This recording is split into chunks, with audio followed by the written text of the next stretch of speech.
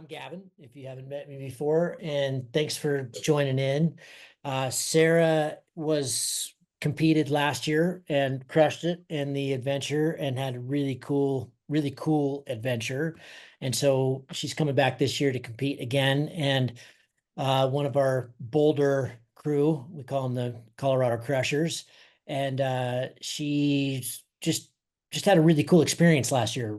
And you'll tell, I won't jump into that, but it's just been fun to see her progress and figure out hike and fly. And I was really psyched to see her sign up again. So I thought it'd be really fun to let her dissect what went right, what went wrong, what worked, what didn't, to help you all strategize and figure out this year's event. Because most of you are coming in, you'll be, first time at the Xredrocks, and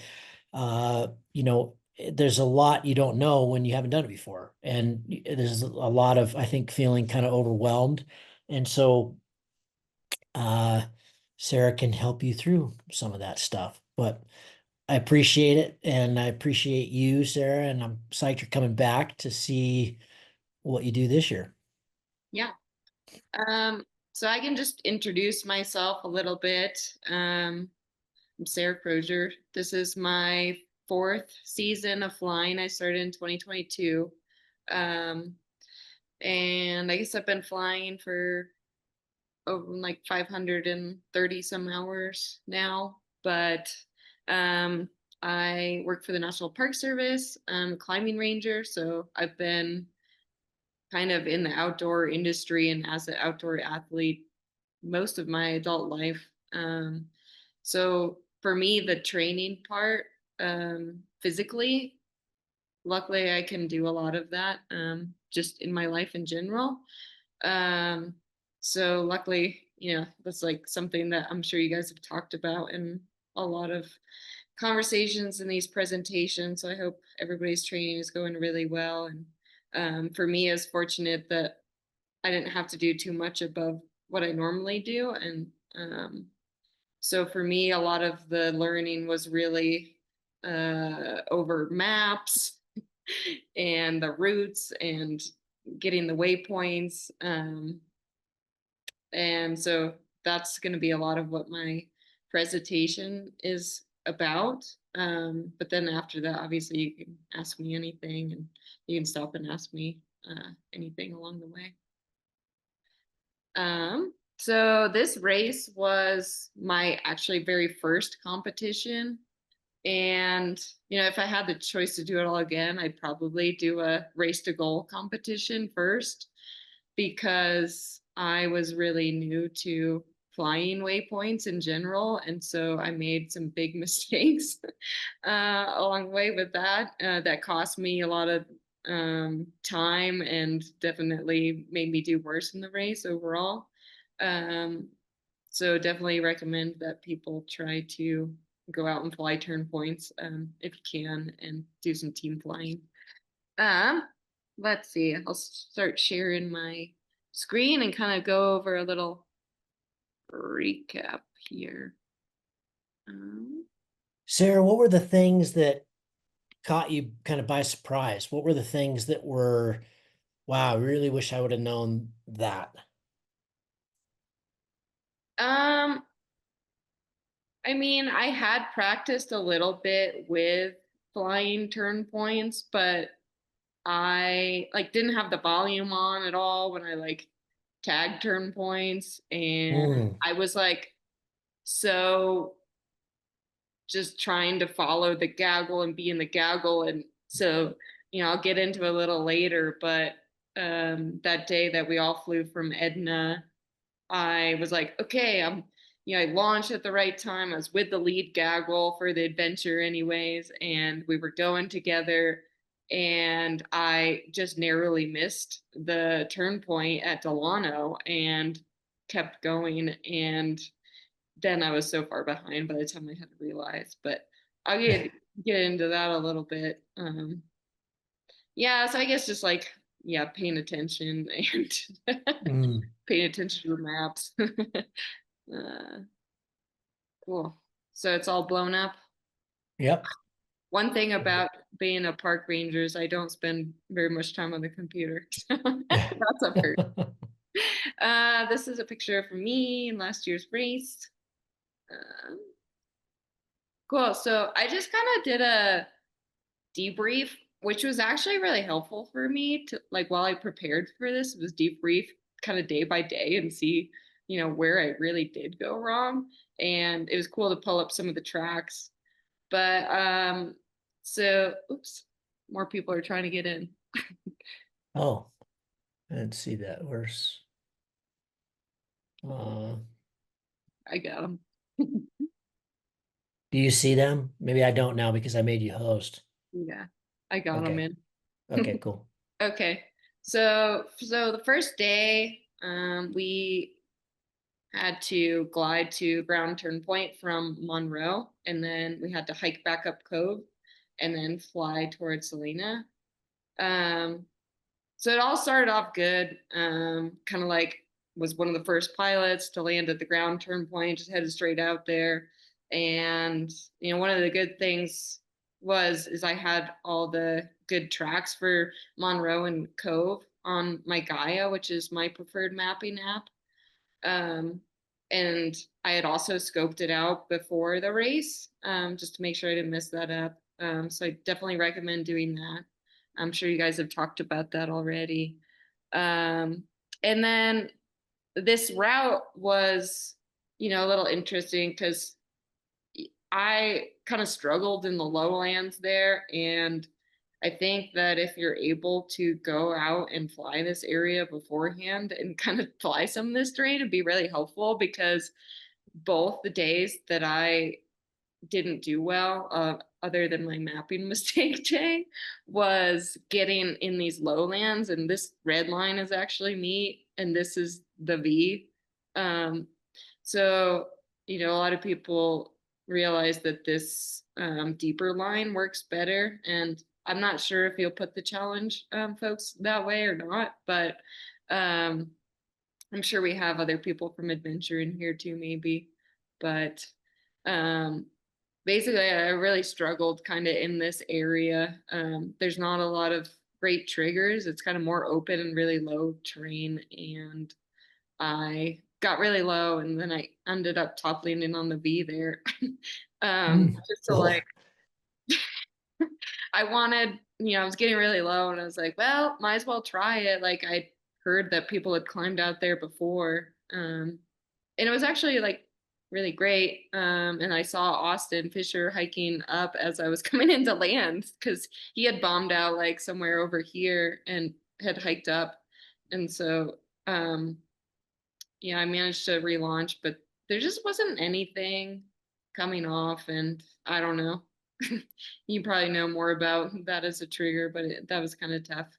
I But think that those flats down there are, notoriously stable. And so, it can work. It really depends on the timing of things. It depends on taking the right cycle because you've got to launch in a good cycle or it's just low. There's not much vertical to work with there, but people tend to really struggle out there, in general. So I like these two lines that you've pointed out, I yeah. guess the kind of gold one, orange one, and the light blue one that made it all the way.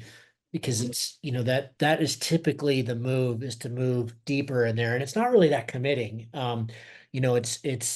It's not, there's plenty of places to land. Uh, retrieve gets harder, obviously, if you don't walk it, but there's not as many places to relaunch, but it does tend to work better. Mhm. Yeah, a lot of these mountains are kind of like scrubby at the top, so it'd be tough to relaunch. And I think what's important here that I didn't do is trying to be as high as you can coming through here. And like, I just kept getting lower and lower. So I had no real option at that point to like push deeper. But Yeah. Yeah. that was that day. And, you know, I did hike the road for a while and I was going. And then I realized, I should save my energy and save that for the rest of the race because this was day one and I didn't want to burn myself out on the road. So Mm. there was an aid station there, and yeah, I filled up for a bit and kept going, but then I just called it. I think that was a good choice. That's really important. We should talk about that real briefly. So remember, those of you who are on this call, whether you're challenge or adventure, you've got 4 days, but only 3 days are scored. And so it's a good idea to, really kind of look at the long range weather. We usually put stuff out on the Telegram chat as well, kind of what we're seeing, but it's a good idea to maybe if it's the first day to do what Sarah did and okay, well, let me try to get a better score on another day because you've got one toss, you've got one that you can throw away. And that we really designed that so one day you just don't go racing, you just recover. But you don't have to take it that way. You could race all 4 days and you just you just throw out your worst score. But it is definitely something to think about in terms of strategy, in terms of weather, in terms of where you think you can do best, whether you're really good on the ground or really good in the air, or you just want 4 days of racing. Doesn't matter. So, but it's something to think about. Yeah, which is what I did. I flew all 4 days, but we also had really amazing weather. And from what Amazing. I've heard, that some days really, some years it's really not nice with lots of rain in the forecast or high winds. And while we did have maybe one day with some stronger winds, we had really nice weather, and I kind of knew that good days were coming. And so yeah, I just decided to save my energy. Um, all right, day two was to hike Monroe Peak, launch Monroe, and then we had a turn point in the Cusherum Valley. Um, so we went over the back, and then this is the Cusherum Valley, and you can see everybody's tracks kind of diverged here because the turn point was here, and that like did add a little bit of a challenge to keep people from just like getting high and like beelining across. You had to tag this. Um, and the challenge division that day, they actually landed at the turn point there. Um, and then we had to go all the way to the swell, all the way out here. And that was just such an incredible day. This day, luckily, I didn't really make any huge mistakes. This is me, this orange line. And actually, since you talk, I looked at Elisa's track, which is this swiggly one, and I don't, that was interesting Ah, there, but she must have, whoa, she went all I over the think place. that she probably went to like, well, she tagged it here, but maybe she got low and I don't know, went back. But this was really interesting for me to look at because, I did look at them side by side with the time. And I was like doing really well and ahead. But then for some reason, like I kind of took this line away from a lot of people.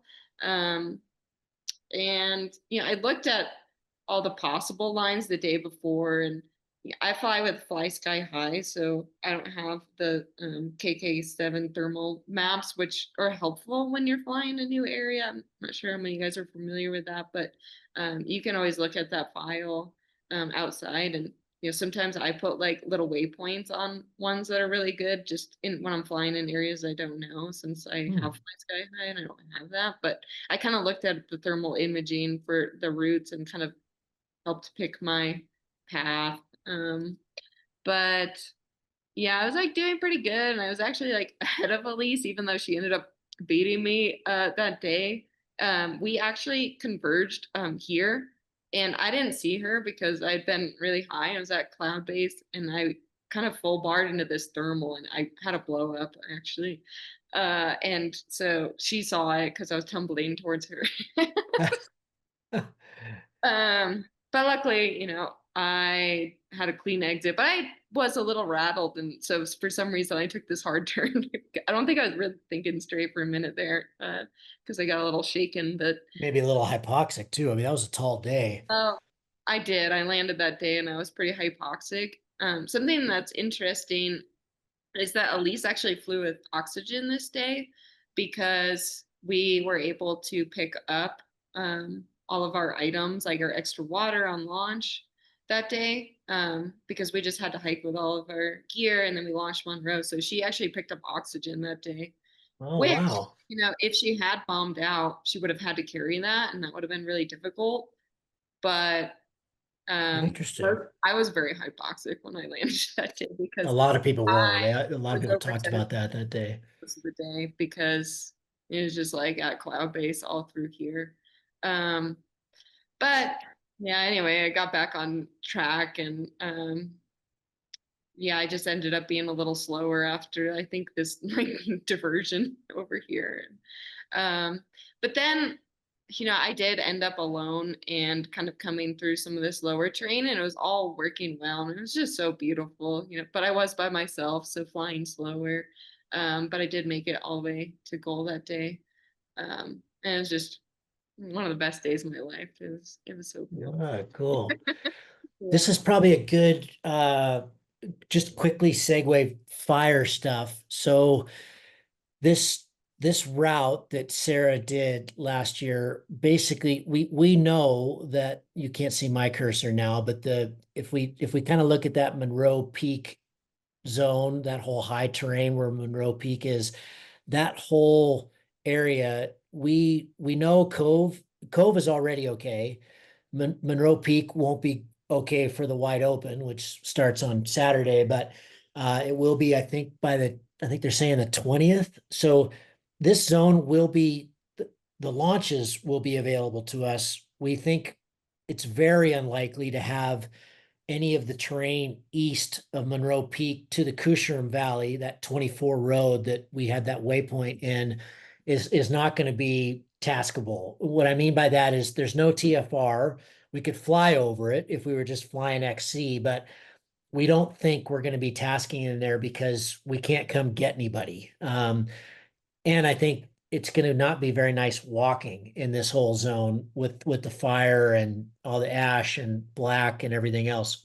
We'll know more this week. I'll get down there tomorrow and we'll be able to suss it out this week during the wide open. But we're actively, the task committee and I are working very hard right now on task options. We already have a bunch from Junction and Edna, and those are on the website, but we're working on stuff also from Wales and Horse Heaven, which are north of here, that we use quite a bit in the wide open, and we believe those both work really well. And we've also got Hurricane down in Hurricane, and that's a new zone. So all I'm saying is I don't think that our typical tasks, especially from Monroe or Cove going east out into the swell, are going to be possible directly. So what I mean by that is we'll be traveling either north or south up the Sevier Valley, to Salina or to the I-70 corridor or south to Junction. And then if we're going east, we do it from there. Just because, there's all the downfall, there's all the closed roads. We don't think there's going to be access out there. And I don't think that's going to change that much, even in the next couple of weeks. So when you're doing your planning, we've only got tasks. Most of the tasks are all Junction, Edna, Monroe, and Cove, but we're going to definitely be adding some here shortly, and we'll keep you updated on that with the Telegram group, for Horse Heaven, for Wales, and for Hurricane. So those are areas you can definitely want to be taking a look at on Google Earth and just getting a little bit familiar with those. Both Wales and Horse, from what I remember, I've never looked at it really specifically from a hike and fly perspective, but the roads up to both of them are really good. That may not be the most efficient way, but I would start looking at those. And I haven't you heard of know, those areas. what's Horse, that? I haven't heard of those areas. Horse Heaven in Wales. Yeah, I don't know if you have a way. So there, if you just put them in Google Maps and ping them, you'll see them. They're basically the next big bit of terrain as you're going north of the Sevier Valley. There's the split that goes over to the I-15. At that split, there's a kind of an island south of Nephi that's Wales is on the east side and Horse Heaven's on the west side. And they're old hang glider launches. They've been used forever. But I definitely think it's likely we'll be using those. And we, not from Monroe, we'll be shuttling everybody up there, starting at one of those bases.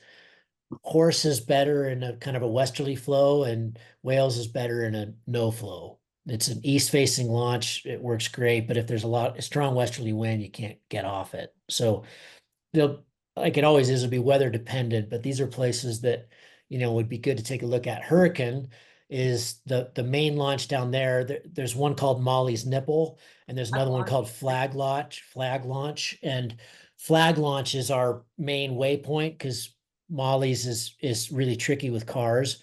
It's pretty rough. We can't get vans in there, but Flag Launch we could drive right to. So for the Xredrocks, we would definitely you'd start in Hurricane or the airport down below or something. You'd hike up that ridge, which is a couple hundred feet. It's no big deal.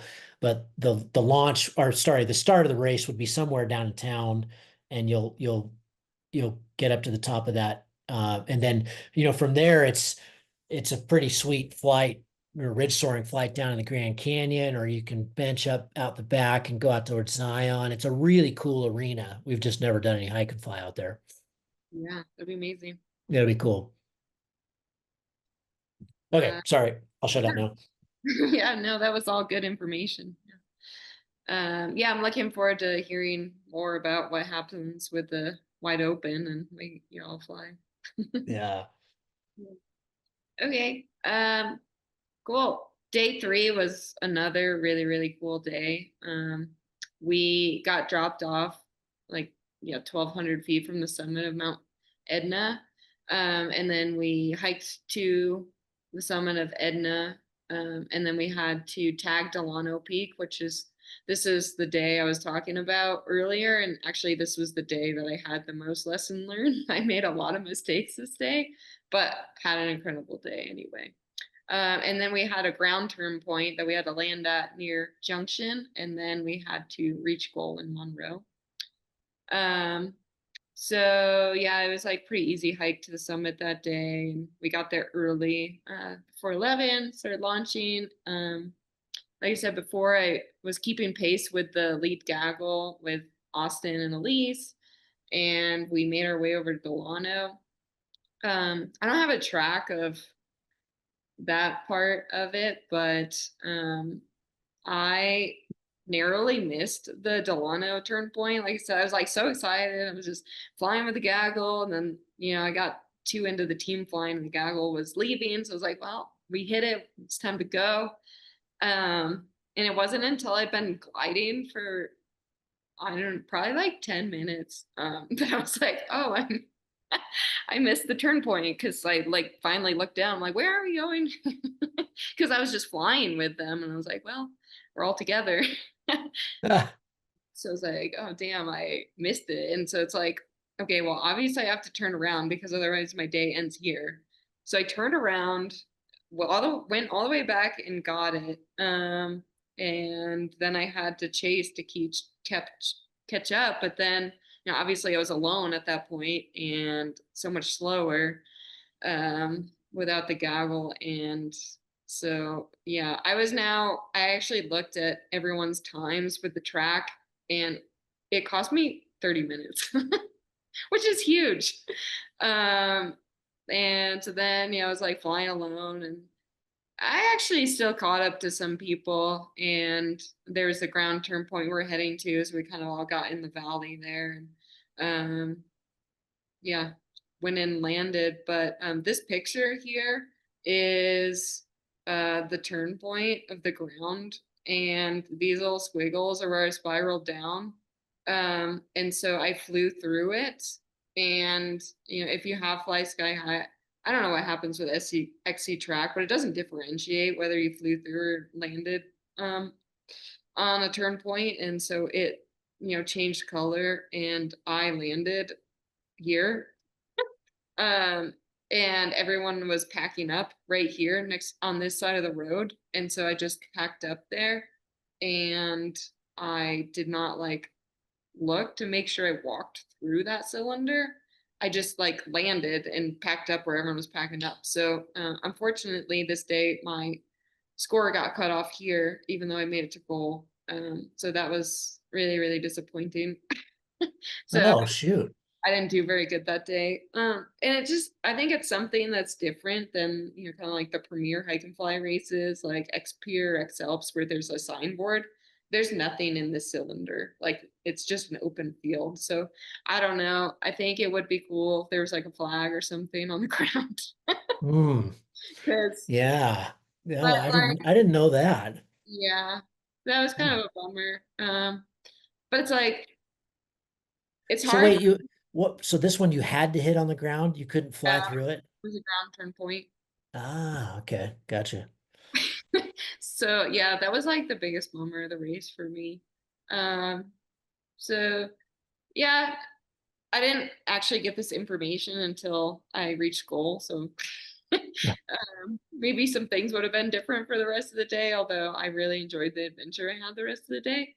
Um, anyway, so then mistake number three, like I still don't know that I'm out of the race. But when I got to the ground turn point, like Alyse was there, she had already landed, and like she was like one of the people in the front for adventure, and she was packing up, and so then I started running on the road because we have to go to the junction launch, which is nearby. I think it was like maybe a mile and a half, 2 miles or something, but it wasn't too bad. It was on a dirt road. And so finally I got to the junction launch, and then Alyse is there. She's kind of ready to launch, and Austin had launched. I saw him up in the air. So while it cost me like a half an hour, I did manage to pack and like make up time on the ground. Um, but at this point, I'm like, I probably wasn't drinking as much water as I needed to because I was running on the road and not eating snacks. But so yeah, I got there, and it was like pretty strong and gusty, and like everyone was getting their lines tangled in the bushes there. It's like really snaggy. But I launched. But I ended up pushing really hard to try to catch them because they weren't too much further ahead at that point, and ended up using a little too much bar. I was by myself flying again, and I ended up getting low up in the Tushers at Mount Holly. And it's not an option when you're low to just glide out through those valleys because there's nowhere to land. And so I opted to land at Mount Holly, and I landed in this south-facing bowl at 11,000 feet. Whoa. Yeah. And it was like a pretty wide open field. I have a picture, a little video here in a minute. But then I decided to I landed kind of down here, and I decided to like rosette my glider. I didn't even pack it, and I covered like 600 feet of vert with Whoa. the glider. Uh, Vicious. yeah. And because at this point I'm like, oh, I still have a chance.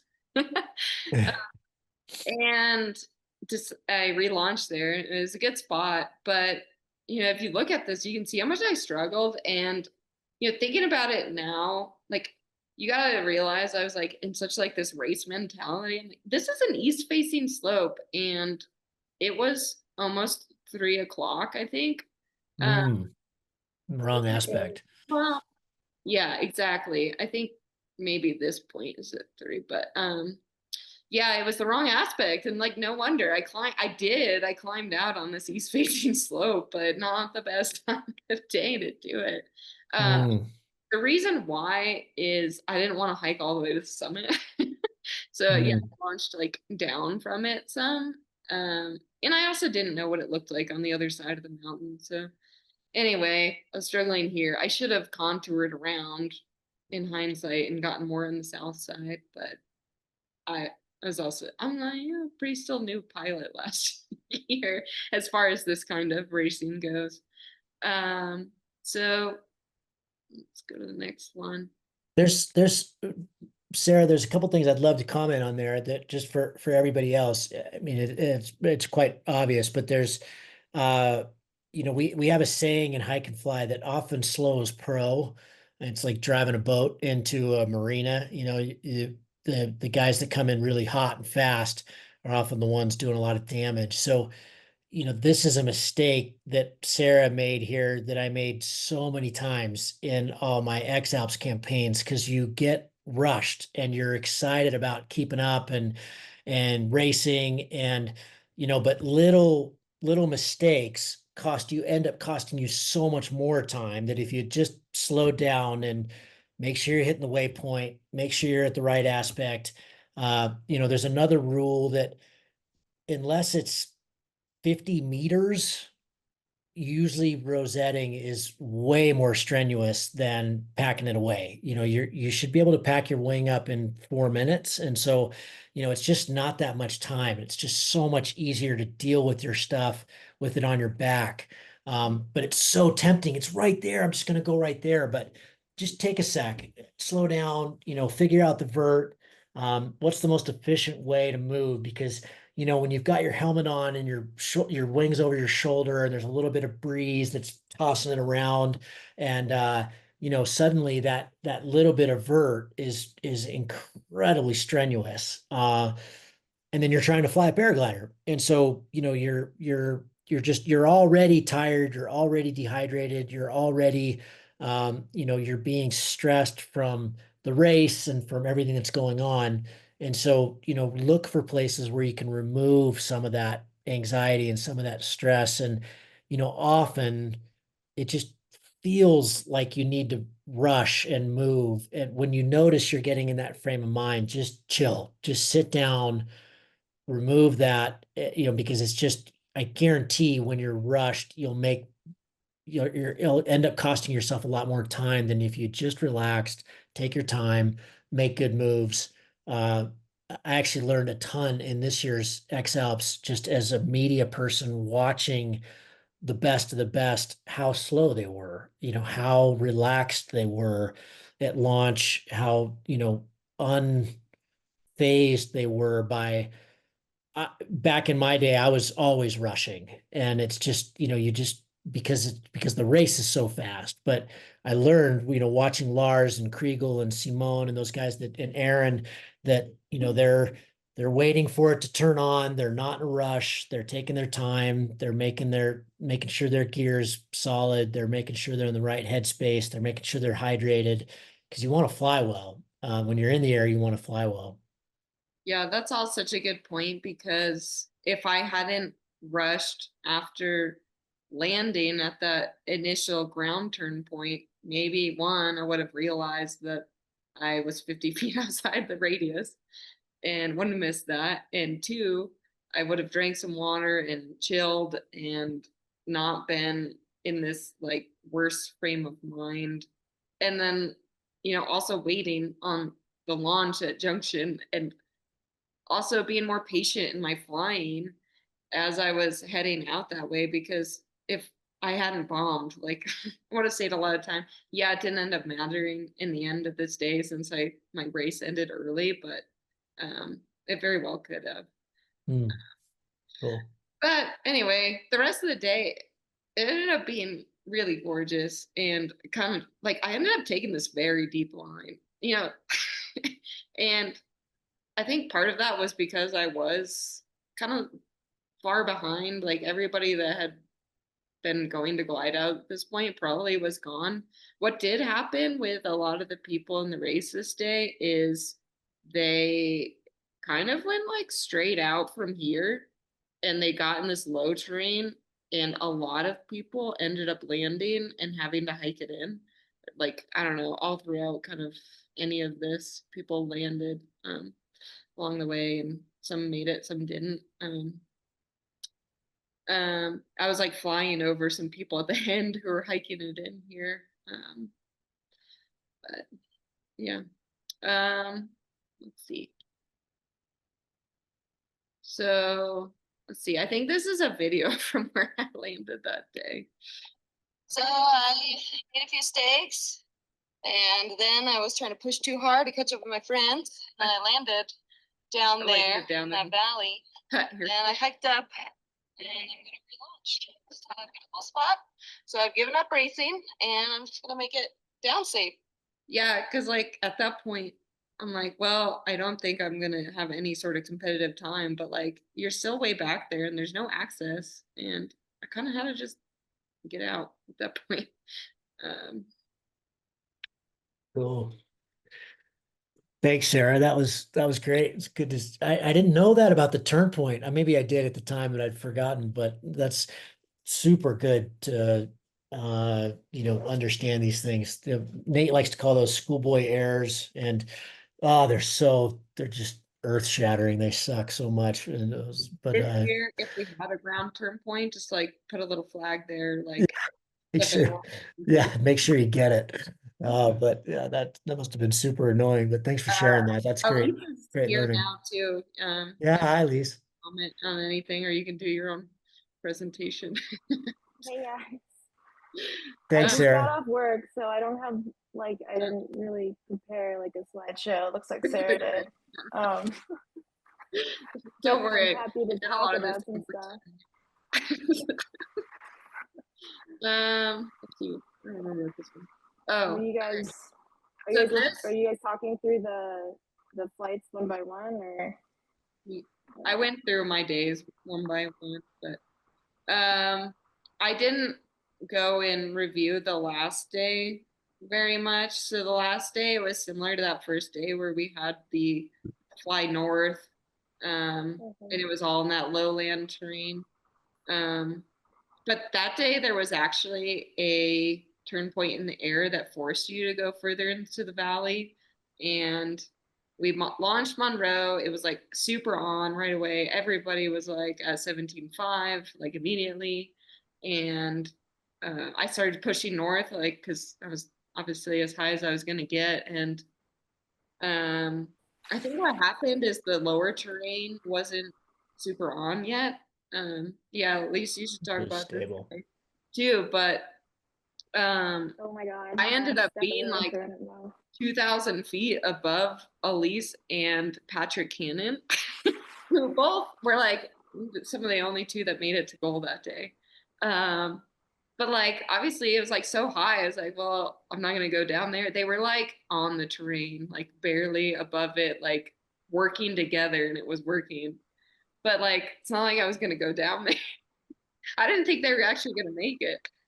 And so I kept pushing north, but then I was kind of on my own, and it just kind of stopped working for me. I did that time, like kind of pushing back towards that deeper line that we were talking about earlier. Um, but I ended up bombing out, and it was still 16 miles to goal. And I was like, well, I don't have the capacity to hike or run that. And so there was a nearby peak, and I forgot the name of it, but it was like really steep. I hiked up 2,000 vert, maybe 2,500 vert of like off trail travel and loose, and it was terrible. But I was like, well, this is my only shot. And I looked all around at kind of some of that like deserty landscape in there, and it was like not very appealing and very loose. And so and this one had a weather station at the top. So I actually like used windy, and I checked the weather up there, and it seemed appropriate, and it was like a conical peak. So I was like, well, potentially I can launch any direction up there. So I got up there, and it was like very talusy on all sides. And the only wind that was really coming up was kind of some light thermals. And so like had set up to launch it, and then the wind ended up getting more shifty, and it was kind of like I had to launch in this one spot or else my lines were going to get tangled, and I had to launch from a rosette. um so I did. I had like one go at it, and then like the wind wasn't good, and I was like, okay, well, I'm going to hike further down on the slope where it's more wide open, and maybe it'll be better. And then I unfortunately like kind of slipped. I had decided I wasn't really gonna launch at this point. Like once I got a little lower, I'm just like, I don't know, I'm not in this. This doesn't feel right. And I decided I was gonna call it a day. And I was trying to traverse off the slope with my wing rosetted. And it looked like one of those slopes with some like scree that you can like kick into. But it turned out to be like a slab of rock with ball bearings all over it. And I actually ended up like sliding and tumbling for 75 feet. Uh, Oh, it was bad.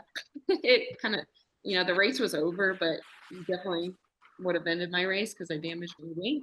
But this was what it looked like. Oops. This is what it looked like up there. So kind of like callousy. ugh.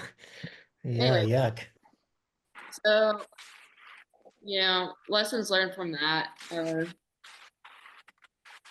maybe don't even pull out the wing. It was gonna be marginal to start, but I thought I'd have one attempt at it, and like it was kind of a bummer that I decided that I wasn't going to launch, and then I ended up falling afterwards. But we're all awkward when our wing is rosetted, and maybe watch out for some of those slabby slopes and loose terrain because it was kind of nasty. But Mm, uh, cool. Oh, here's some recommendations. yeah. So like I already talked about, I'd recommend to practice with your maps, have them downloaded. Um, Whatever you like to use. Also your ground map, so figuring out whether you're going to use Gaia or Caltopo, and also having that downloaded.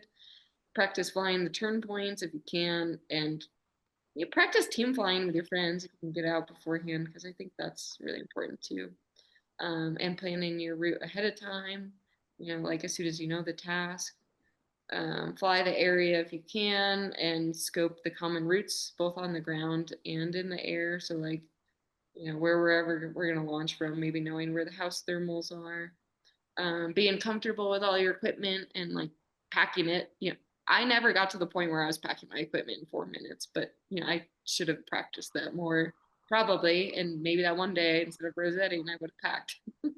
And also, all your electronics and making sure everything's going to be charged and ready when you need it. Practicing strong wind launches. We had one day, where there was a very serious accident where, um, you know, it's really important to make sure that your wing is good and all your lines are good, because there's been too many accidents lately where people have brought it up and maybe their lines aren't good, or, there's a brake line crossed. And usually, when that happens, we can just set the wing back down. But sometimes if you bring it up and it's already strong, there's no time to fix that. You're getting launched whether you want to or not. So that day was really interesting because Alyse and I were on launch together, and we were getting a lot of pressure from behind us to launch. And it was really extreme. Like Philip got plucked, a couple other people got plucked. And it felt really good to have Lisa there with me on launch that day, because we were like kind of like keeping each other from launching until we got a lull. And finally we launched during a safe lull. And then 10 minutes later is when the accident happened that day. I'm not going to talk about it because I don't want to like scare people or anything, but just know your limitations with strong wind launches, and be cautious. Just make sure all your lines are good and you've checked them before you get up on launch. Good idea to practice for launches too, in case you bomb out somewhere. Waiting for good cycles though. Um, and then knowing your fueling and hydration needs. So I'm sure you guys have talked to that in further talk in previous talks, but obviously you don't want to be figuring that out on the go. If you eat too much, you get nauseous, or I know that I need to use a lot of electrolytes or else I start bonking. Um, Knowing what you need to do to get rest. Like, it's tempting for me to like camp and save money, but I also want to rest really well during this race. So I am getting Airbnb. I want some air conditioning to be able to sleep well and recover well, take a shower, because I know if I'm all like sweaty and I just camp and I'm not taking care of myself and getting good sleep, then I'm not going to perform well. And then that's also a safety concern for me. Bringing repair gear. And then the last one kind of led into that with my last day of the race. But stay safe and decide when you should just call it, and it's not worth it to risk your safety. Do either of you have kind of a pre-flight check to check in with your mental state? Revis has this thing where if he's forgotten three things, and they can be super minor, the pen on his deck doesn't have the Velcro, whatever. It's just three. If there's three things that I forgot to plug in my phone to my external battery or whatever, just three things, then that's a stop, sit down, not launching right now. Am I okay? Because I have found in hike and fly, when you start getting borderline bonky, when you haven't had enough electrolytes, when you're especially here in Monroe, a big one is altitude, right? Monroe Peak's almost 12,000 feet. So, but you're in that kind of adrenaline's driving you and excitement and fun, and you're in the race, but you're operating at 40% or 60%. You're not operating 100% ever. That's impossible. But um, I have often found it, kind of hard to identify. And there's often that kind of 2020 hindsight when you're going, whoa, I really should have just sat down for a bit. I should have taken my time. I should have, like you said, maybe called it. Just wondering if either of you have had experience with that, if you can talk about if there's anything that you personally do to kind of identify, you know what, I could use a hand on my shoulder right now. Like, let's wait a little bit. I don't have a formal checklist, but I will say I always do things in the same exact order while I get ready every time. Um, and when I'm like clipping in, I don't let anyone distract me. It's the same thing when I'm tying into rope to clean. Um, but like I have recognized in myself a few times where I maybe am like been on launch for a while, as we sometimes do here in Boulder, waiting for a cycle because we start from such a low. We don't have a lot to work with. We just have our 650 feet. But you get hot and bothered, and like maybe you've had to abort a couple launches. Now you're even sweatier, and like sometimes I find myself getting flustered, and like if you start thinking like, oh yeah, I checked my lines, I need to check them again. Like after like aborting and having to set up again, I'm like, okay, that's a red flag. Like I need to go sit. Yeah. I need to take my jacket off. I need to cool off and drink some water. So I've gotten better You, at you said that you said the key there. I think it's red flags. I think it's recognizing red flags and just kind of constantly coming back to some kind of touchstone that this doesn't mean anything. There's nothing here other than glory, and there's barely any of that. So it's better just to, remember that. I don't know. I'm curious. I don't have an answer. It's something I've noticed in myself that, there are definitely times where it's easy to gloss over that stuff. And like you said, there's been some recent accidents that are so preventable. They're just little mistakes that turn into bad stuff. Yeah, I'm the same way. I don't have like a formal like three strikes and I'm out, but I do try to recognize when I'm becoming impatient or something, an external factor is playing into my decision making. Um, so yeah, the same principle as Sarah, I guess. And actually, the first day of the Xredrocks last year, I remember getting up to launch and it got really gusty, and I had two events where I tried to launch and I got clogged really bad. And I just had to be like, okay, you know what? It's not worth this. It's not worth my life. It's not worth to get like severely injured for this race, especially like, man, we were just 5 minutes into the race. So just had to like sit it back and be like, okay, like I can make up time later, like rather be safe than try to risk it all right now.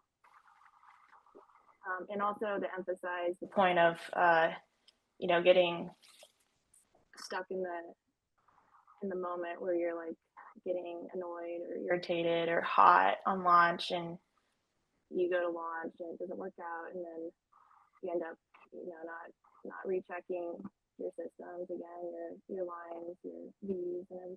So I think that's very important. Alyse, your sound is sometimes really good and sometimes really bad. Are the rest of you getting that? Yeah. I've got my AirPods in. Maybe that's fine. Oh, way better.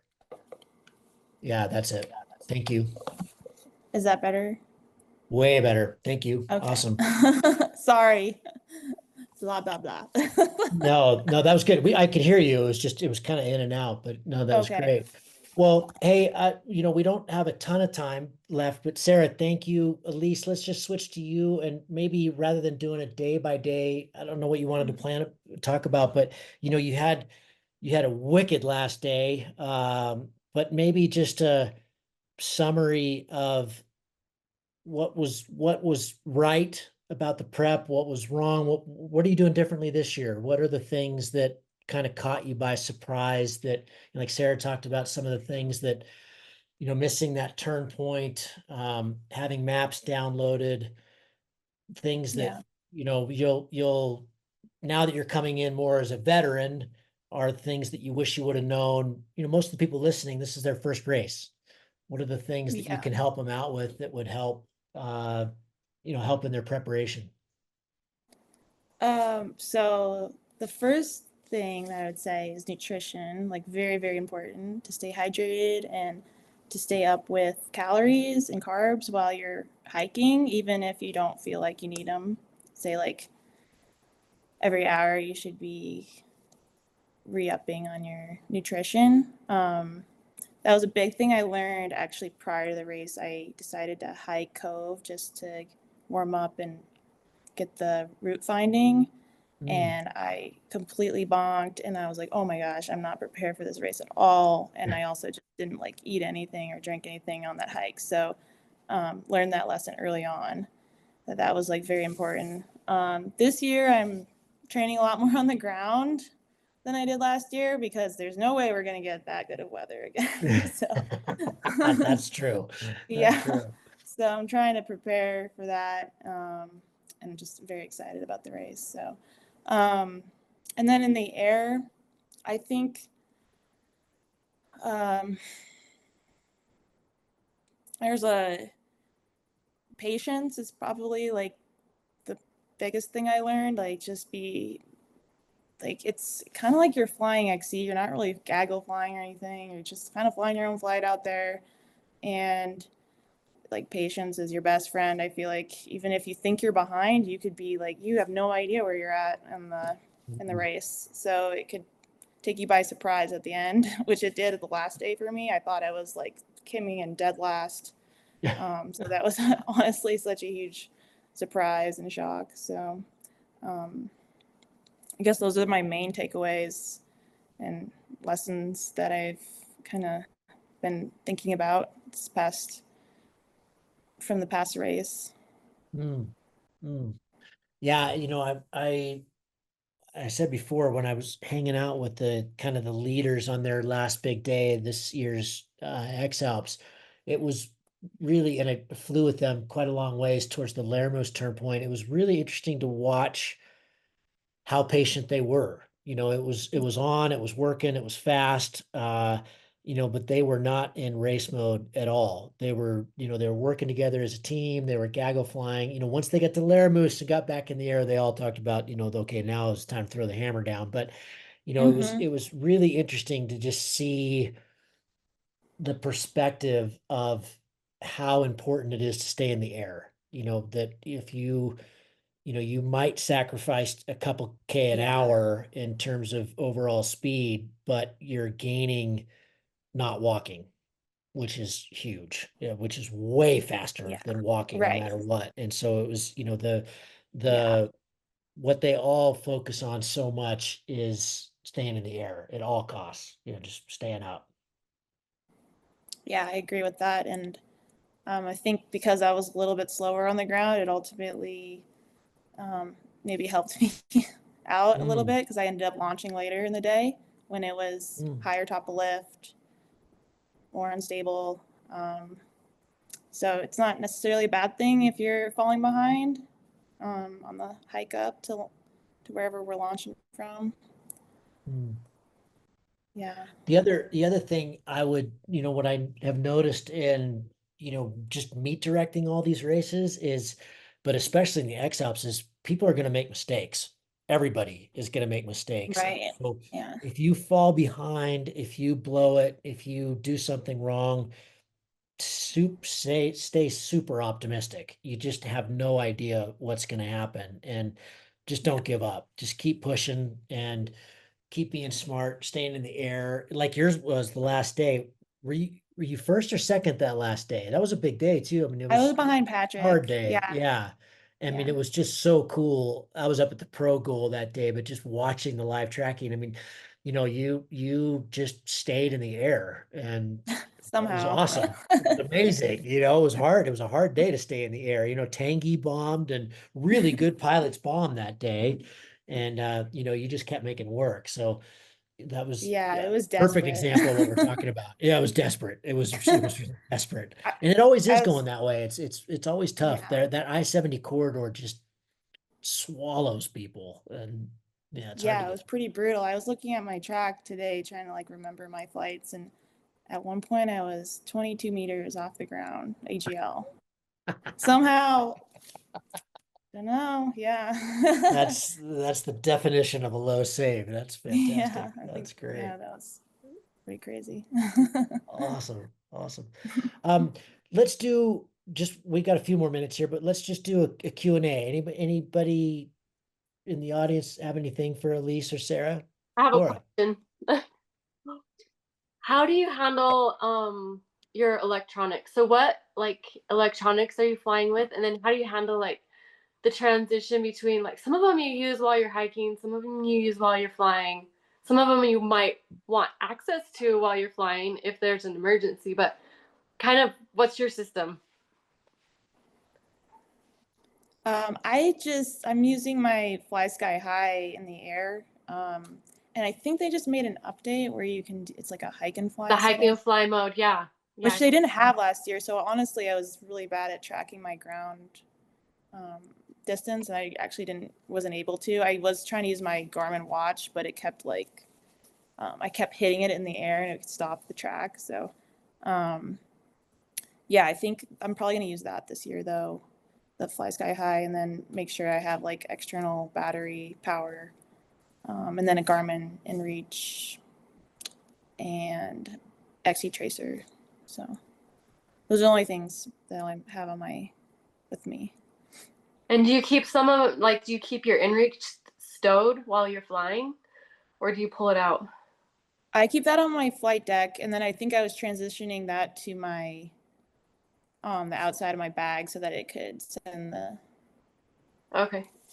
the pings. Laura, that's I'm glad you brought that up. Yeah. We've had more than a few rescues where people don't have access to their InReach. Really, really bad idea. Always have your InReach. If you go in hard and you've got a spinal or broken legs, or not to get dark here, but bad stuff, you need to be able to reach your InReach at all times. So always have Got that, it. on your deck or on your shoulder. There may still be a scenario where you don't, but we actually had a rescue where he had it in a badly broken leg, and it was under that leg, so it was reachable, but not really, so he couldn't hit the SOS. So InReach, you want to be thinking that obviously that's a last resort, but you always want to be able to get to that SOS no matter what. So never have it packed away. Okay. Yeah, something to think about too is you're gonna have to fly with the additional tracker for the race, and like that has to be somewhere where it's updating too. So like I had mine just in my hip pocket of the harness while I was flying, but I have to have somewhere good for that. And then maybe you had to like move it while you were hiking. I did, yeah. Yeah, okay. For I the don't know. tracker, I like, depending on what harness you have, sometimes you don't want that super close to your phone. There can be interference there, but if you've got a pocket that's, on your chest or in a pocket, so those are two places that typically can get out. Another place when you're flying in comps, people often put it in the little zippered pocket on the, usually the main compartment where you stow your bag and your water and stuff will have a little zippered compartment. That's a good place for the tracker. And that typically still works when you've packed it away because it sucks having to move that. It's nice to have that in just a place that will work all day, but it's a good thing to think about. It does record regardless, so it's not the end of the world if you've got it something it's not putting out, but what sucks is from an organizational standpoint, we can't see you. So it's better to have it, either on your deck or somewhere close to your deck that it can hit the satellites. I do have one Or cell. suggestion when you're moving things from like you have to move things off your flight deck or whatever into your pack at the end of the flight. I would just throw it on to like a coat or something because I've forgotten lots of things in a field and important stuff. So just make sure you have it all like in one spot so you don't forget it at the end. Okay.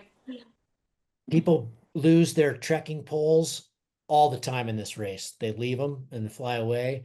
The best thing I've ever seen for that is, for me personally, I put it on a coat so I can just see it all, like Alyse said. But the best thing I saw was Aaron Duragati when he was over here those 2 years and he won both years.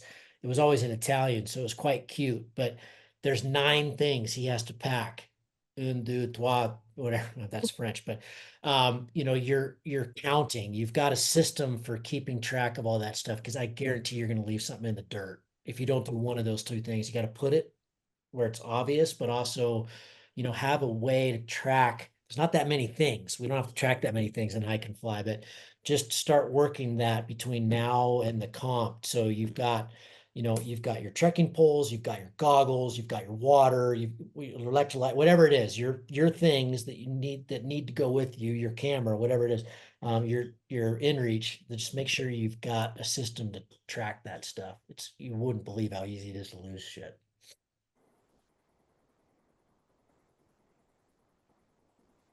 Quick question on the electronics. Are we also using radios? Is that used for communication during the race, or is that something that No. we should not take with us, or are we all on the same frequency or anything like that? No radios. The separation's too great that we just learned that it's just an extra brick that you carry. So the downside of that is super obvious. Radios are a really key ingredient of a rescue. When you don't have cell, they're amazingly powerful things to have. It's, that I don't like this from a safety standpoint, but we don't make you carry radios because it's just not common in the hike and fly world. It's if you're one ridge over to the other side and you're not in line of sight, they don't really work. So we rely on the inReach is our main backup, but Telegram surprisingly works pretty well in most cell areas. But I'll cover this in the safety briefing as well, why we don't and what we use instead, but that's why the inReach is really the key piece of equipment.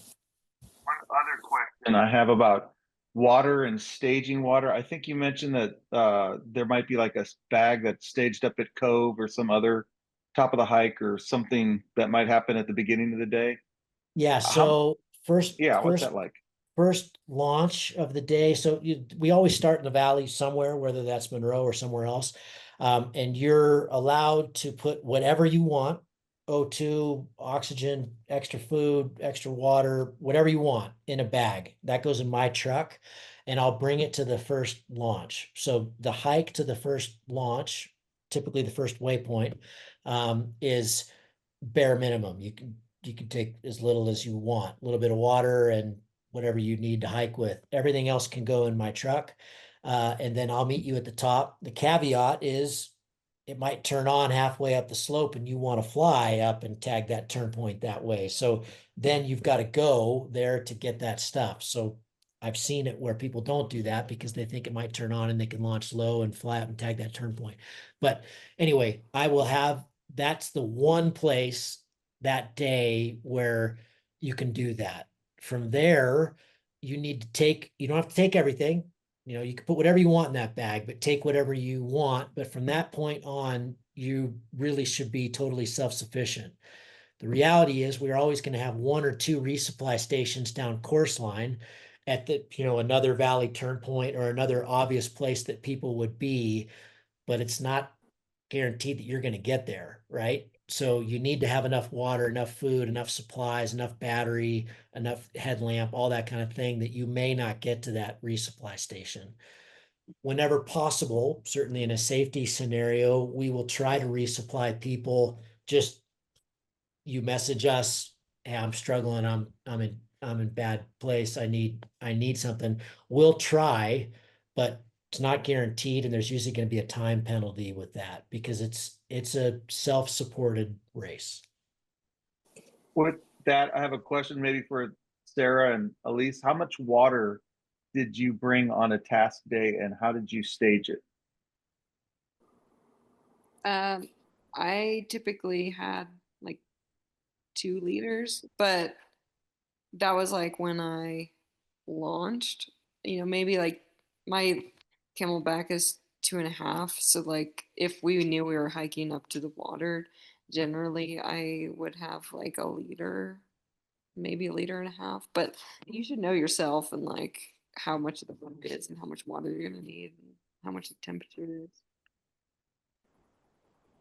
Yeah, I had about the Right. same, like liter, liter and a half, and then at the top I'd I fill it up, and kind of depends too, but how like what the hike is like on the day, Thanks. how hot it is. I've got I an drink a lot of water, so that this helps just to hear you I guys say sweat a that. lot, so same, yeah. This year is going to be interesting for me because I generally need to add like 5 kilos of ballast because I bumped up wings, and so I'm planning on starting with some extra ballast water. And part of my planning is to weigh out bags of dirt if I bomb out. That's part of my pre-planning. So we'll The see. nice thing about water, Derek, too, is you can always dump it, and so I would always go towards way more than you think you need because the interesting thing about operating in that part of Utah at that time of year is the valleys, it can be really cold at base, really cold, and it can be really hot down on the ground, and it's pretty hard to kind of hit the sweet spot. So unless you're Aaron Duragati, who just trains for years without needing water all day, we need a lot of water and we need a lot of electrolytes. And so, you need a lot of salt. And so, if you start doing 5, 10, 15 miles in the low 80s in Utah in the desert, um, road or otherwise, that's a lot of water. You're going to need, liters. So, uh, I would take off with a ton because you can always dump it. I think a good learning point from last year too is that you can't count on filling up from the jugs. There's gonna be some Gatorades, there's gonna be like a jug of water, but people were like trying to fill ballast water and stuff up there, and that's not like you can't plan on that. So you have to have your own stuff ready to go. Yeah, that's true as well. Yeah, for sure. Alyse, Sarah, I will let you run this if you guys want to keep going. I've got to go. Paul Gusherbauer and his girlfriend are here, and I've got to go get back to them. But thank you all for joining. Alyse, thank you, and Sarah, thank you for doing this. I really appreciate it. I'll let you guys run this. Just I think Sarah, you've got the comms there, so you can just call it whenever you're done. But thanks everybody. And if I don't see you at the wide open, I'll see you in a couple weeks. Appreciate you. Thanks, Gavin. Thank you. Bye. Yeah, thank you so much. I really appreciate hearing from female athletes. Yeah. This is like the first. All right. Does anybody else have any questions? All right. Thanks, everyone. I did have other Bye, see you at the question. Yeah. When you use Gaia, was there ever a situation where you landed, you bombed out, and you needed to find a new launch, and you just had to look at Gaia or look up at the hills, or how did you do that? Or did you already kind of know the topography just from experience, like, oh, I know there's a launch over there and how to get there? Just wondering what that was like. I've never been in the area. The only day that I considered relaunching was the day that I hiked that conical peak, and it was like I saw it by sight, and I did look at the map to kind of consider what else might be around.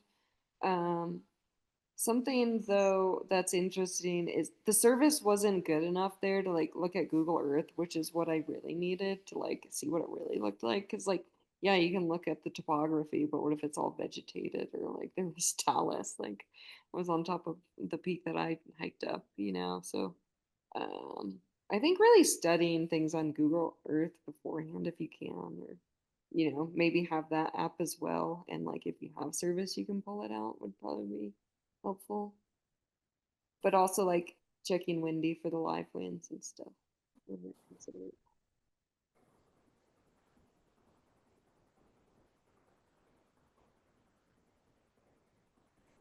Cool. Anybody else? All right. Well, thanks for tuning in and good luck Thanks, guys. the rest of your training. Thank you. Thank you. Bye. See you soon. Bye.